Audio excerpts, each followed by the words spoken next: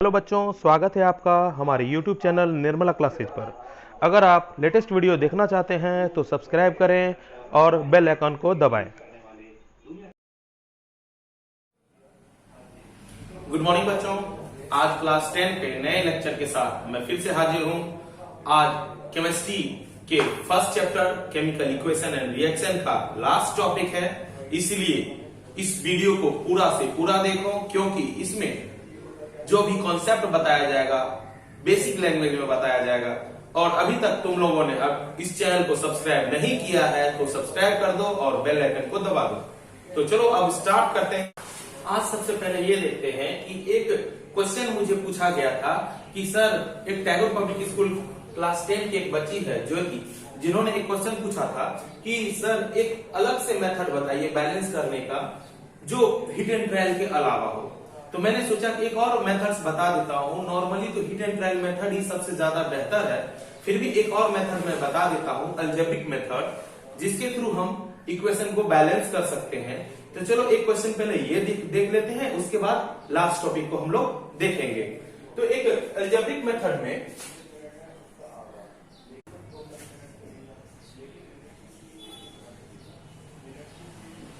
Algebraic method, इसके through हमें balance करना है इक्वेशन को, केमिकली इक्वेशन को बैलेंस करना है।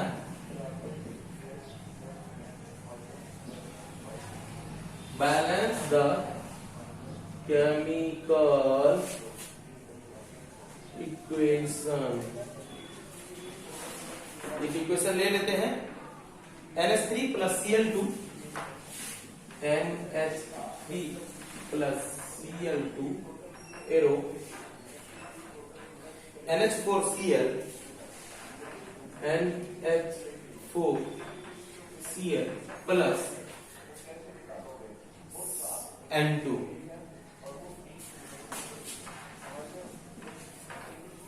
सबसे पहले जब इसका सॉल्यूशन करेंगे तो क्या करेंगे, अलजेब्रा में क्या करते हैं, कोई भी वेरिएबल है x y z a b c d variable में मान लेते हैं, उसको इक्वेशन में फॉर्म करके इक्वेशन को सॉल्व कर लेते हैं।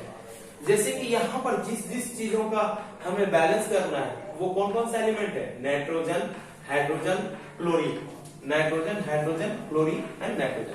इन तीन सब्सटेंस है। अगर हम बात करें तो सभी में अगर अलग अलग हम सोचें, मान लेते हैं late A, B, C and D are the variable used in a given equation।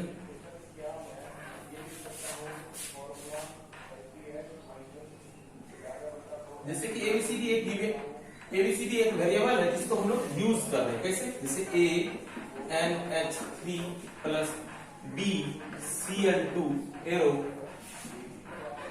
C हो जाएगा, स्मॉल में सब है, NH4Cl प्लस D एंड। अब कंपेयर करते हैं, जैसे कि हम नाइट्रोजन के लिए लेते हैं, नाइट्रोजन के लिए सोचते हैं, ठीक है। अब नाइट्रोजन कहां पे, एक यहाँ पे है, एक यहाँ पे है और एक यहाँ पे है। तो क्या हो जाएगा, नाइट्रोजन के पीछे में क्या है, A। अब इस एरो को इक्वल मानेंगे, इक्वल का जो सिंबल है वो एरो के लिए यूज करेंगे, ठीक है, समझाने के लिए मैं बोल रहा हूं। जैसे लिखने के लिए क्या लिखते हैं, अगर नाइट्रोजन के पीछे में क्या है, A, और इधर तो नाइट्रोजन नहीं है तो इक्वल टू, अब नाइट्रोजन के पीछे में यहाँ नाइट्रोजन है एक C, फिर प्लस, क्योंकि इसमें तो पूरे में नाइट्रोजन नहीं है, प्लस यहाँ दो नाइट्रोजन है तो नाइट्रोजन के पीछे में D है और दो नाइट्रोजन होने के कारण क्या हो गया, 2D। ठीक है, ये मेरा इक्वेशन फर्स्ट हो गया। अब हाइड्रोजन के लिए लेते हैं, हाइड्रोजन के लिए लेंगे तो हाइड्रोजन के पीछे में सिर्फ कांस्टेंट यानी वेरिएबल के रूप में जो ABCD यूज किया गया है उसी को सोचेंगे। अब इसके बारे में नहीं सोचेंगे नाइट्रोजन क्या है नहीं है, हम ये देखेंगे A यहाँ पर है तो A कितना हो गया, 3A होगा, क्योंकि हाइड्रोजन 3 है, उसके पीछे में A, तो 3 बार हाइड्रोजन लिखो, सबके पीछे में A कितना A हो गया, 3A।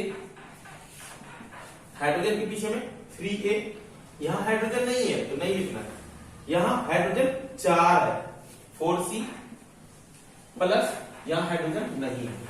तो हम अगर लिखना चाहें तो लिख सकते हैं A इक्वल टू 4/3c, मेरा इक्वेशन ये सेकेंड हो गया। चलो अब देखो, नाइट्रोजन, हाइड्रोजन और क्लोरीन है। क्लोरीन के लिए सोचते हैं। क्लोरीन में क्या है, 2b होगा, क्यों 2 है लिखा हुआ, तो क्लोरीन कितना है 2, यानी 2b। अब यहां देखो क्लोरीन क्या है 1 है, तो यहां हो गया C प्लस यहां नहीं है, ठीक है, तो नहीं लिखेंगे। तो अब बताओ क्या हो जाएगा, B बराबर C/2। अब हम क्या करते हैं, इक्वेशन ये थर्ड हो गया, A निकल गया, B निकल गया, अब चाहते हैं D निकालने के लिए, ये D निकालने के लिए, क्योंकि हम क्या करेंगे बाद में कंपेयर कर लेंगे। तो पहले ये देखो, put the value of A and put the value of A, अगर A रख देते हैं तो क्या हो जाएगा,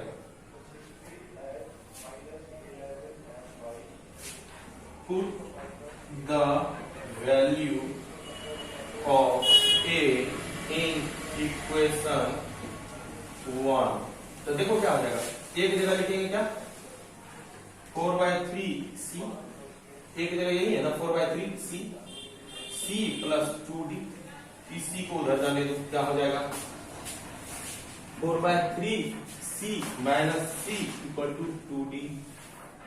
एलसीएम ले लो बच्चा, c/1 3, 4c minus 3c equal to 2d, ठीक क्या हो गया 1/3c इक्वल टू 2d। इसीलिए d इक्वल टू 2 इधर आ जाएगा 1/6c,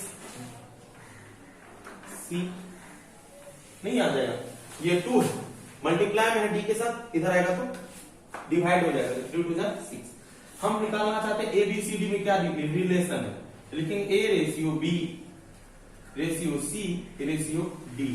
अब ये सोचो A है क्या, A क्या है 4/3c, 4/3c रेशियो, B क्या है, B है C/2, B है C/2, C तो C ही है, और D क्या है 1/6c, C सभी में कॉमन है तो हट जाएगा,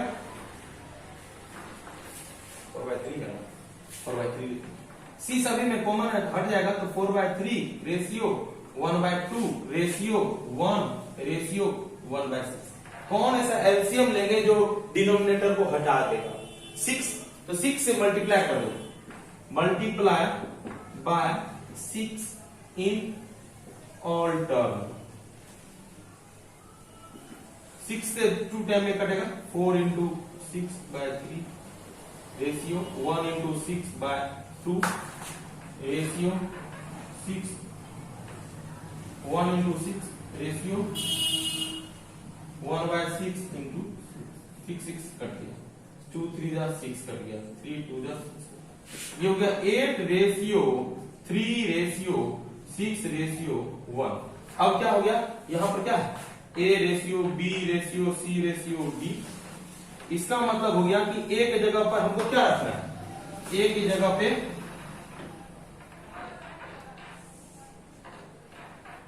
8 रेशियो 3 रेशियो 6 रेशियो, A की जगह पर 8, जहां यही है इक्वेशन, A की जगह पर, इसलिए इक्वेशन क्या होगा 8 NH3 प्लस B की जगह पे क्या है 3, B यहां पे है ना, 3Cl2, एरो का साइन एरो है, C की जगह पे 6, C की जगह पे 6 NH4 Cl प्लस D की जगह पे 1, ये हो गया balance. Now this equation is balance, this equation is balanced, लिखो इसे।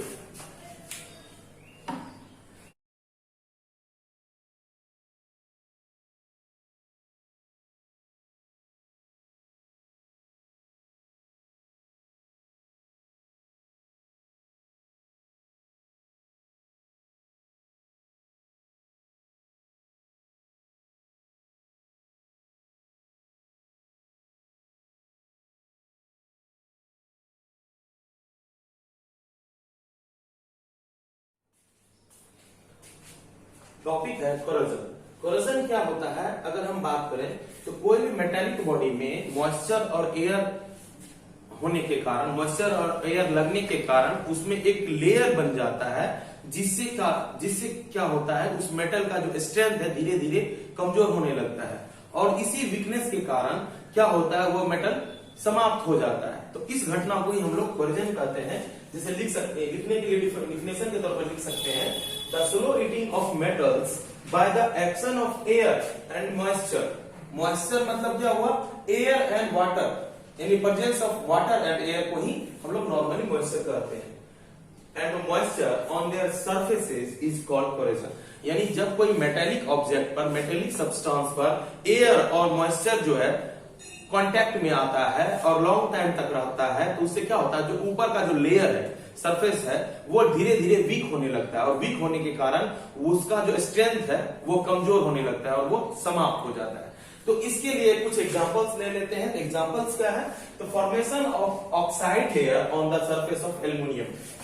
तुम लोगों ने देखा होगा, जो एल्युमिनियम का वायर होता है, उसके संपर्क में, अगर वायर के संपर्क में कुछ वाटर प्रेजेंस हो जाए या एयर उसमें लग जाए, तो उसमें एक कुछ लेयर बन जाता है, और वो जो लेयर है वो ऑक्साइड कहलाता है। वो उसको नुकसान तो नहीं पहुंचाता है, उसको हम लोग रब कर सकते हैं, किसी कहें तो मेटेलिक चीज से उससे रगड़ कर उसको साफ किया जा सकता है, जिससे वो पुराने स्टेट में यानी एल्युमिनियम में आ सकता है। बट यहाँ पर एक रिएक्शन होता है, रिएक्शन होने के कारण वो एल्युमिनियम ऑक्साइड जो बनाता है, क्योंकि ऑक्सीजन, एयर बोलो या बोलो कि मॉइस्चर के कारण उसमें एक जो लेयर बन जाता है, जिसके कारण से उसमें एक कोरोजन की घटना होती है। इसी प्रोसेस को हम लोग कोरोजन कहते हैं।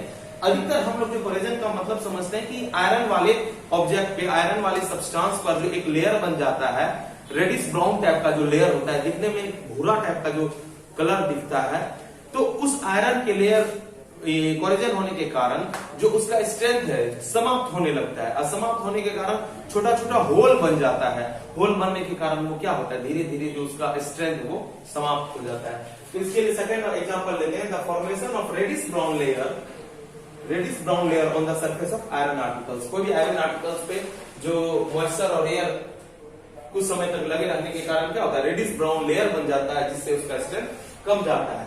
तो कंडीशन क्या है, अगर हम बोले कि जो कोरोजन, जैसे आयरन में जो ये घटना कोरोजन का होता है, क्या उसको कुछ और लैंग्वेज में बोलते हैं? हाँ, अगर आयरन में इस टाइप का कोरोजन की घटना होती है तो उसे हम रस्टिंग बोलते हैं, रस्ट बोलते हैं।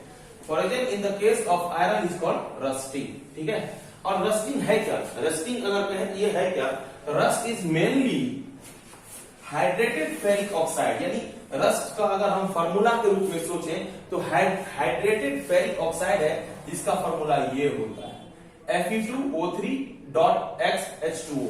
यहाँ पर X वैरी कर सकता है, X एक वेरिएबल है, यहाँ पर 3, 5, 7 कुछ भी हो सकता है।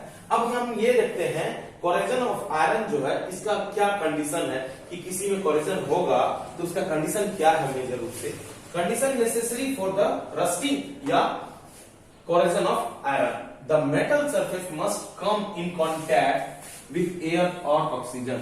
यानी कि या तो वह कॉन्टैक्ट में एयर के आने चाहिए, कोई भी मेटल जब एयर के कांटेक्ट में आएगा या ऑक्सीजन के कांटेक्ट में आएगा तो उसमें रस्टिंग होगा। और रस्टिंग किस में होगा, केवल आयरन वाले मेटल में। अदरवाइज अदर कोई मेटल है उसमें कोरोजन की घटना होती है, ठीक है।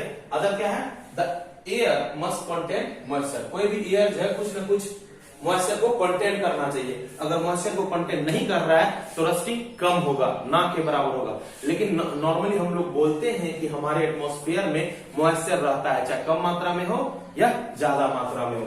इसलिए जब मेटालिक बॉडी है तो एयर और मॉइस्चर के संपर्क में आता है तो रस्टिंग होता है।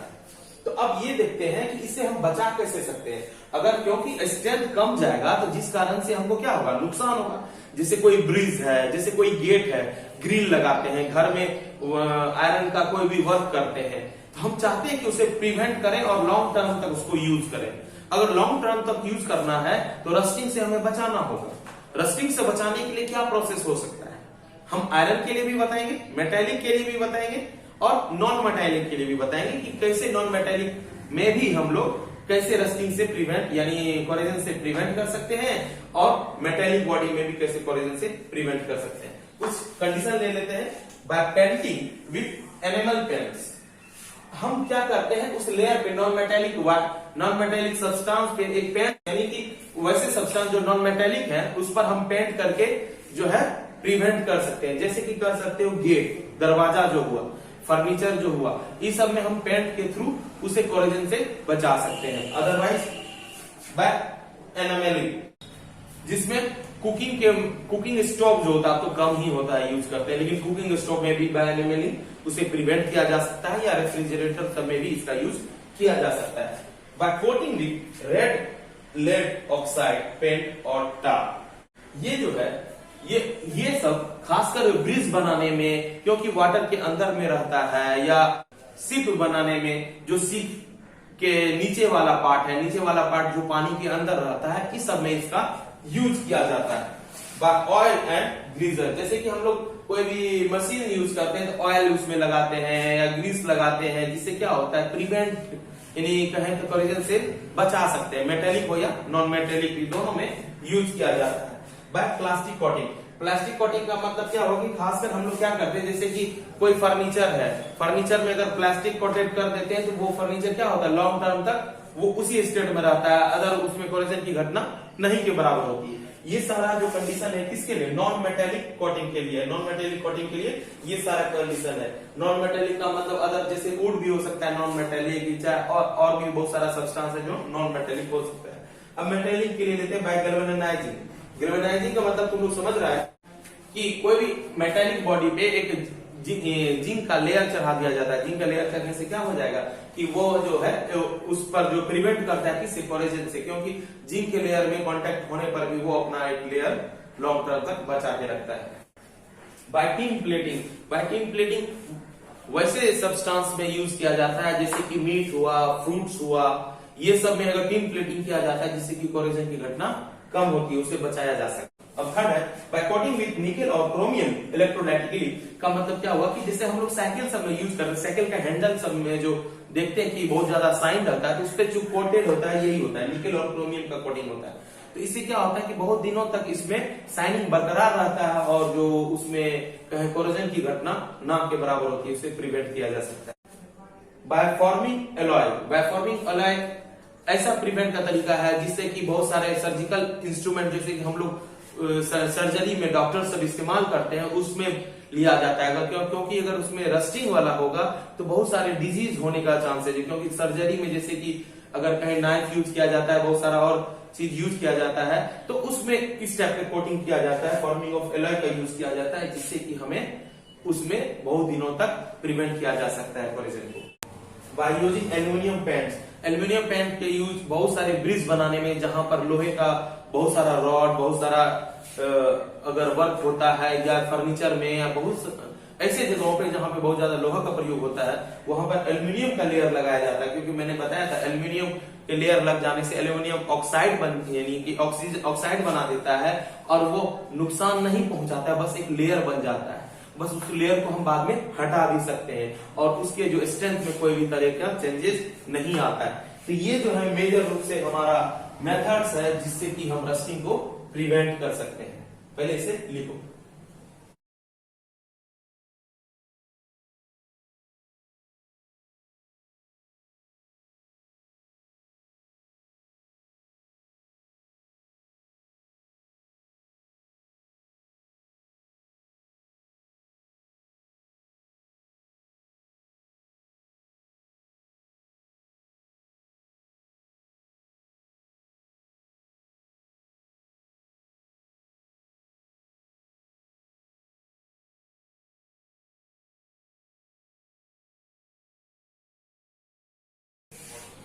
कभी कभी हम घर में क्या देखते हैं कि जब कोई फूड घर में बनता है और लॉन्ग टर्म तक वो खुला हुआ रह जाता है तो कुछ ना कुछ स्मेल आने लगता है, खासकर वैसे फूड जिसमें ऑयल और अगर कहें फैट्स मौजूद हो तब उससे ज्यादा स्मेल करता है।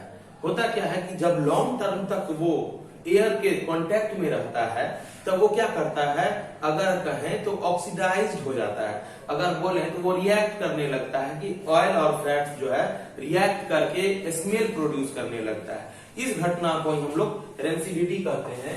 रेंसिडिटी क्या है? द ऑक्सीडेशन ऑफ ऑयल्स और fats in A food resulting into a bad smell and bad taste is called rancidity. मतलब कि वो स्मेल तो करता ही करता है, उसके साथ में वो टेस्ट के हिसाब से भी चेंज हो जाता है, थोड़ा सा कहें तो खट्टा लगने लगता है, या स्मेल टेस्ट के मामले में बोले तो कुछ डिफरेंट लगने लगता है, जो हमारे शरीर के लिए भी हार्मफुल है। इसलिए हम लोग कहते हैं कि जब इसका टेस्ट बिगड़ जाता है या गलत स्मेल यानी खराब स्मेल करने लगता है, तो कहते हैं ये जो फूड जो है ना पॉइजनस वाला हो गया है। अगर कहें तो फूड जो है खराब हो गया है, तो उस फूड को हम लोग यूज नहीं करते हैं। तो ऐसा क्या हुआ जो ये कंडीशन आया? तो कहेंगे कि ऐसा होने के लिए हम लोग कह सकते हैं कि रेंसिडिटी के कारण, ये रिएक्ट होने के कारण और एयर के कांटेक्ट में आने के कारण ये घटना हुआ। अब हम क्या करें जो इस घटना से बच सकते हैं? कुछ प्रिवेंशन का क्या रूल है, क्या तरीका है? रेंसिडिटी को प्रिवेंट करने का क्या तरीका है, उसे हम लोग देखते हैं।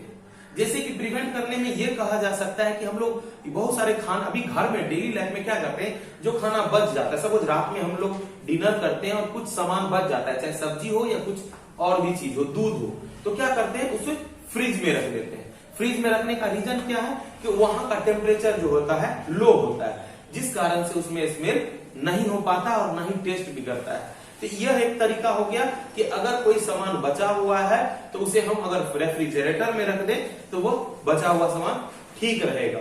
इसके अलावा हम लोग क्या करते हैं, जब पैकेजिंग की बात आती है तो वैक्यूम पैकेजिंग करते हैं। बहुत सारे सामानों में तुम लोगों ने देखा होगा बाजार से लेते वक्त तो वैक्यूम रहता है, यानी पैक उसमें कुछ नहीं रहता, सील्ड पैक रहता है और वैक्यूम रहता है, यानी कुछ भी नहीं रहता है। ये भी एक तरीका हुआ। इसके अलावा एक तरीका कह सकते हैं कि बहुत सारे पैकेजिंग में क्या करता है कि एयर को निकाल के नाइट्रोजन गैस को डाला जाता है। जैसे कि तुम कुरकुरे या चिप्स के पैकेट्स को खाते हो तो उसमें जो एयर रहता है वो नाइट्रोजन होता है, जिससे कि क्या होता है कि उसका जो टेस्ट नहीं बिगड़ पाता है, ऑक्सीडाइज नहीं हो पाता।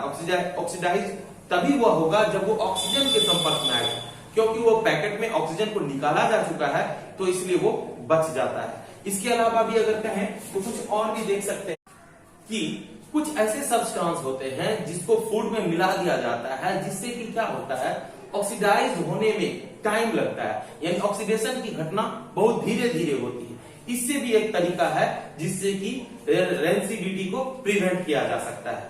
ये इन सभी टॉपिक को मैंने लिख दिया है, पहले से लिखो।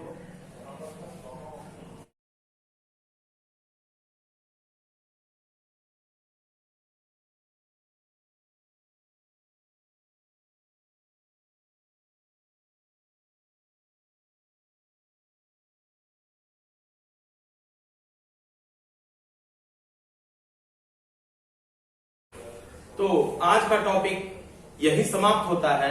इसके साथ ये चैप्टर भी समाप्त होता है। अगर इस चैप्टर में तुम्हें कोई भी डाउट हो तो पर्सनली कांटेक्ट के साथ साथ तुम मुझे YouTube चैनल पर भी जुड़कर कमेंट बॉक्स में लिख सकते हो। अगर कोई भी क्वेरी तुम्हें मन में आ रही है तो मुझे जरूर बताओ, मैं तुम्हारी क्वेरी का समाधान जरूर करने की कोशिश करूंगा। तो अगले क्लास में मिलते हैं नए टॉपिक के साथ, तब तक के लिए टेक केयर एंड